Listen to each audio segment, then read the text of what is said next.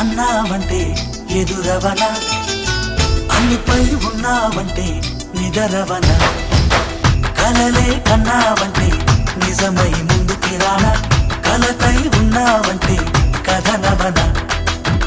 అమ్మలో ఉండే సగం అక్షరం నేనే, నాన్నలో రెండో సగం లక్షణం నేనే.